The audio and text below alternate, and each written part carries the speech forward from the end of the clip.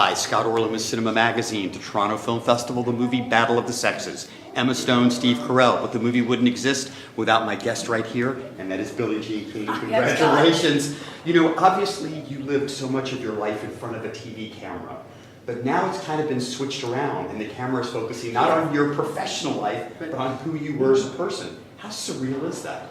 It's very surreal either way, but I think it's very important that if you know all the layers of a person is important. And everybody wants to know the human side of things, not just if you have a good backhand or forehand. That doesn't matter really. It's about about all of us. It's about everyone, and I think it's really important to show the challenges and the struggles that I went through, that maybe it'll help somebody else that's watching, either an older generation or a younger, and then I hope for the younger generations that they will take up and continue, because every generation has to earn equality and freedom.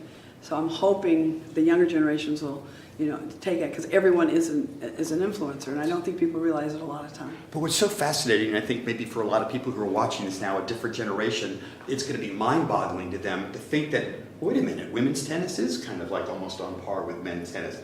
But back in the early 70s, it wasn't at all. Even women's rights weren't even on par. Well, we still have a long way to go, but tennis, I think, is a great example.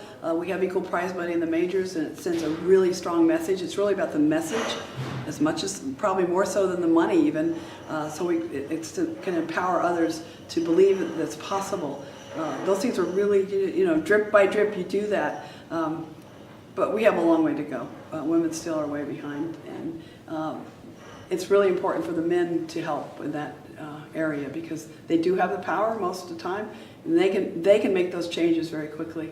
Now, obviously, Emma Stone, as great as an actor as she is, couldn't emulate your game. She couldn't be as good as Billie Jean King. Funny to do that. But she really nailed essence. She got it. How close did you work with her? What were the important things that you tried to inspire to her so she could capture who you are? I must tell you, I didn't spend very much time with Emma. She purposely did not spend time with me, because I'm in my 70s, I'm more fully formed, and she wanted to capture me at 29, all the struggles I was going through, off the court.